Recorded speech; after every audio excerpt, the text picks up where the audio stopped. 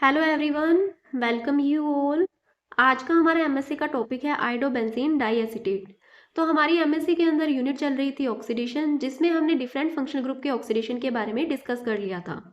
फिर इसके बाद में हमारे एमएससी सिलेबस के अकॉर्डिंग 3 ऑक्सीडाइजिंग एजेंट दे रखे थे हमारी ऑक्सीडेशन यूनिट में, जिसके बारे में हमें डिस्कस करना था। तो उन्हीं 3 ऑक्सीडाइजिंग एजेंट में से हमने एक ऑक्सीडाइजिंग एजेंट को ऑलरेडी डिस्कस कर लिया है, जो कि है रुथेनियम टेट्राऑक्साइड।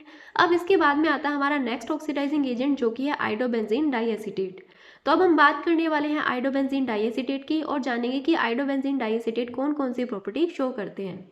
तो यहाँ पर बात हो रही है आयोडोबेंजीन डाइएसिटेट को लेकर। आयोडोबेंजीन डाइएसिटेट का जो मॉलिक्यूलर फॉर्मूला है वो है C6H5IOAC की ट्वाइस।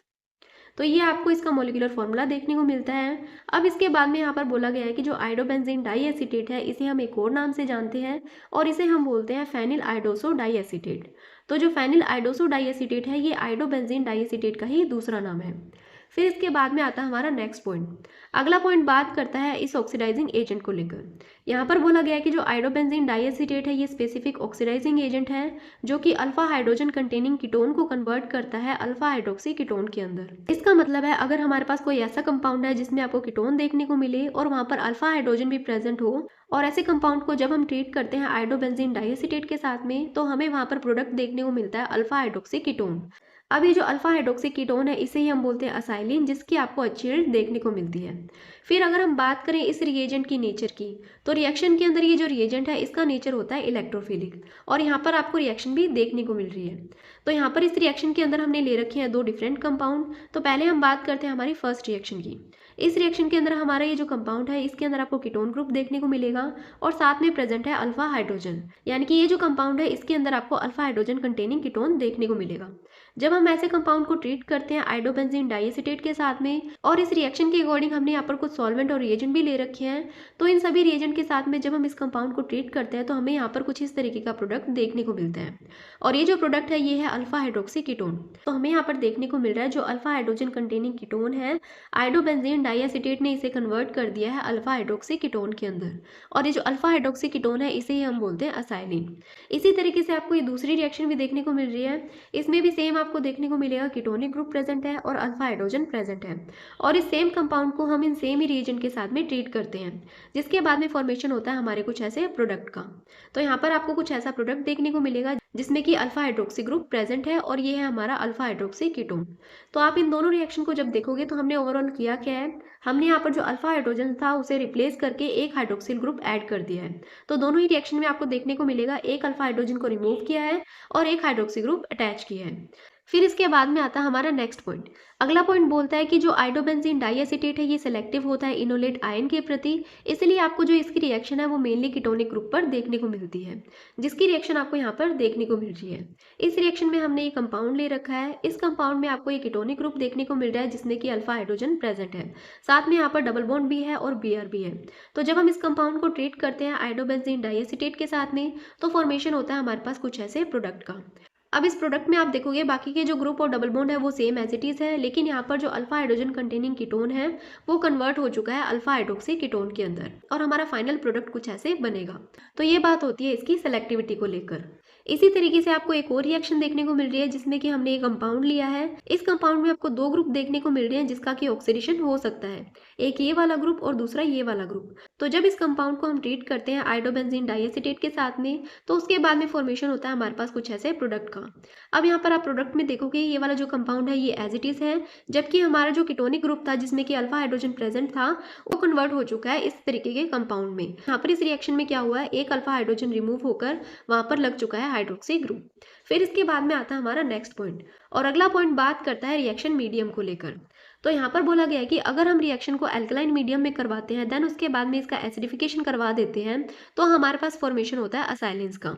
लेकिन अगर मान लीजिए हमने जो रिएक्शन है वो एल्कलाइन मीडियम में तो करवाई, लेकिन जो एसिडिफिकेशन वाला जो स्टेप है उसे अवॉइड कर दिया, तो हमारे पास फॉर्मेशन होगा असाइलिन के डाइमिथाइल कीटल्स का। तो इनकी रिएक्शन आपको यहाँ पर देखने को मिल रही है। ये आपको दो रिएक्शन देखने को मिल रही है। तो पहली रिएक्शन के अंदर हमने एल्कलाइन मीडियम रखा है और एसिडिफिकेशन भी करवाया है, जिससे कि हमें मिलता है असाइलेंस। लेकिन दूसरी जो रिएक्शन है इसमें हमने एल्कलाइन मीडियम तो रखा है, लेकिन जो एसिडिफिकेशन वाला स्टेप है उसे अवॉइड कर दिया, जिसकी वजह से आपको असाइलेंस के डाइमिथाइल कीटल का फॉर्मेशन देखने को मिल रहा है। ये था हमारा एसिडिफिकेशन से रिलेटेड पॉइंट। अब इसके बाद में आता है हमारा नेक्स्ट पॉइंट। अब इस पॉइंट में बात हो रही है एस्टर की। यहाँ पर बोला गया है कि अगर एस्टर के लिए जो आइडोबेंजीन डाइएसिटेट है ये as a oxidising agent work करता है, तो यहाँ पर आपको जो सॉल्वेंट का रोल है वो काफी इंपॉर्टेंट देखने को मिलता है। तो यहाँ पर बोला क्या गया है, यहाँ पर बोला गया है कि जो आइडोबेंजीन डाइएसिटेट है जब इसे यूज किया जाता है as a oxidising agent for ester, यानी कि जब हम इसे एस्टर के लिए ऑक्सीडाइजिंग एजेंट यूज करते हैं तो वहाँ पर आपको जो सॉल्वेंट है उसका काफी इंपॉर्टेंट रोल देखने को मिलता है। क्योंकि एस्टर के केस में क्या होता है, जो सॉल्वेंट है उसके ऊपर डिपेंड करेगा कि हमारा प्रोडक्ट कौन सा बनेगा। तो इस बात को हम समझते हैं एग्जाम्पल से। तो एग्जाम्पल के लिए आपको ये रिएक्शन देखने को मिल रही है। इस रिएक्शन में ये हमारे पास एस्टर है और इस एस्टर को हमने ट्रीट कर रखा है आइडोबेंजीन डाइएसिटेट के साथ में। तो यहाँ पर हमारे पास दो रिएक्शन कंडीशन है। दोनों रिएक्शन कंडीशन में हमने ले रखा है आइडोबेंजीन डाइएसिटेट, लेकिन एक रिएक्शन कंडीशन में हमने सॉल्वेंट नॉन पोलर ले रखा है और दूसरे में पोलर ले रखा है। तो यहाँ पर आप देखोगे जो पहली रिएक्शन है इसमें आपको फॉर्मेशन होता हुआ दिखाई देगा कुछ ऐसे प्रोडक्ट का, यानी कि यहाँ पर जो ग्रुप लगा हुआ है वो है OH ग्रुप। जबकि जो दूसरे वाली कंडीशन है जिसमें कि सॉल्वेंट पोलर है, इसमें आपको मेथॉक्सी ग्रुप अटैच होता हुआ दिखाई देगा, जिसके बाद में फॉर्मेशन होगा हमारे पास कुछ ऐसे प्रोडक्ट का। तो यहाँ पर आपको देखने को मिल रहा है एस्टर की कंडीशन में क्या होता है, जब हम इसे ट्रीट करते हैं आइडोबेंजीन डाइएसिटेट के साथ में तो वहाँ पर जो सॉल्वेंट है उसका काफ़ी इंपॉर्टेंट रोल होता है और सॉल्वेंट पर डिपेंड करता है कि हमारे पास प्रोडक्ट कौन सा बनेगा। जैसे कि इस रिएक्शन के अंदर हमने ले रखा है नॉन पोलर सॉल्वेंट, तो नॉन पोलर सॉल्वेंट में यहाँ पर आपको OH ग्रुप अटैच होते हुए दिखाई दे रहे हैं, जबकि पोलर सॉल्वेंट में आपको यहाँ पर मेथॉक्सी ग्रुप अटैच होते हुए दिखाई दे रहे हैं और फॉर्मेशन होगा हमारे पास कुछ ऐसे प्रोडक्ट का। फिर इसके बाद में आता है हमारा नेक्स्ट पॉइंट। अगला पॉइंट बोलता है कि ये जो रिएजेंट है इसका हम यूज कर सकते हैं फेरोसिन डेरिवेटिव के लिए। तो यहाँ पर बोला गया है कि जो डाईएसिटल फेरोसिन है इसे हम कन्वर्ट कर सकते हैं बिस हाइड्रोक्सी मिथाइल कार्बोनिल फेरोसिन के अंदर। तो ये रिएक्शन आपको यहाँ पर देखने को मिल रही है और इस रिएक्शन के अंदर आपको देखने को मिलेगा कि जो फेरोसिन का आयरन है उसका ऑक्सीडेशन नहीं होता।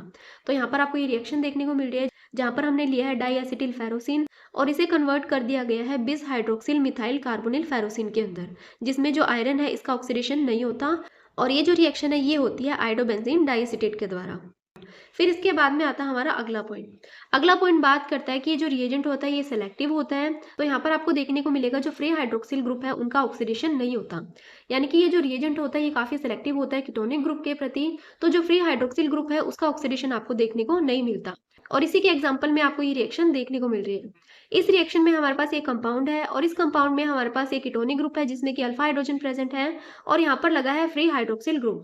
तो आप जब ये रिएक्शन देखोगे तो आपको कुछ ऐसा प्रोडक्ट देखने को मिलेगा और इस प्रोडक्ट में आपको देखने को मिल रहा है जो फ्री हाइड्रोक्सिल ग्रुप है उसका ऑक्सीडेशन नहीं होता, जबकि हमारा जो अल्फा हाइड्रोजन कंटेनिंग कीटोन था उसका ऑक्सीडेशन हो जाता है और वो कन्वर्ट हो जाता है कुछ ऐसे कंपाउंड में और यहाँ पर एक अल्फा हाइड्रोजन को रिमूव कर कर एक हाइड्रोक्सी ग्रुप अटैच हो चुका है।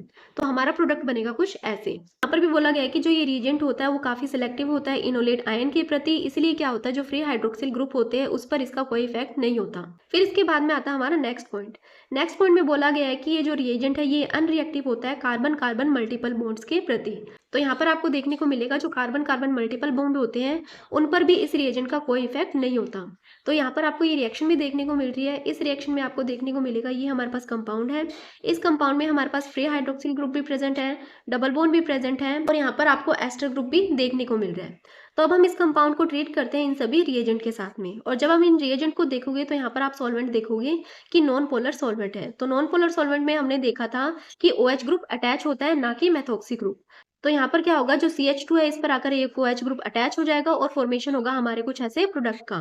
तो इस प्रोडक्ट में आप देख पा रहे हो कि जो फ्री हाइड्रोक्सिल ग्रुप है वो भी एज इट इज है, डबल बॉन्ड पर भी कोई रिएक्शन नहीं हुई है, लेकिन हमारी जो रिएक्शन हुई है वो यहाँ पर हुई है और यहाँ पर अटैच हुआ है हाइड्रोक्सी ग्रुप, जिसके बाद में फॉर्मेशन होता है हमारे कुछ ऐसे प्रोडक्ट का। तो अब अगर हम इन सभी पॉइंट को कंबाइन करके आइडोबेंजीन डाइएसिटेट की समरी देखें तो हमें यहाँ से ये पता लगता है कि ये रिएजेंट क्या करता है। एक तो ये अल्फा हाइड्रोजन कंटेनिंग कीटोन को कन्वर्ट करता है अल्फा हाइड्रोक्सी कीटोन के अंदर, दूसरा ये डबल बॉन्ड पर कोई रिएक्शन नहीं करता, तीसरा जब हम बात करते हैं एस्टर की तो वहां पर जो सॉल्वेंट है उसका काफी इंपॉर्टेंट रोल होता है प्रोडक्ट के फॉर्मेशन में, और चौथा हमें ये पता लगता है जो कार्बन कार्बन मल्टीपल बॉन्ड है उस पर भी इसका कोई इफेक्ट नहीं होता। तो ये था आज का हमारा लेक्चर जहाँ पर हमने डिस्कस किया आइडोबेंजीन डाइएसिटेट के बारे में। तो इस वीडियो के लिए इतना ही। आई होप आपको वीडियो अच्छा लगा होगा। अगर वीडियो अच्छा लगा तो चैनल को सब्सक्राइब करें, इसी के साथ वीडियो को ज़्यादा से ज़्यादा शेयर करें और लाइक करें। Thank you.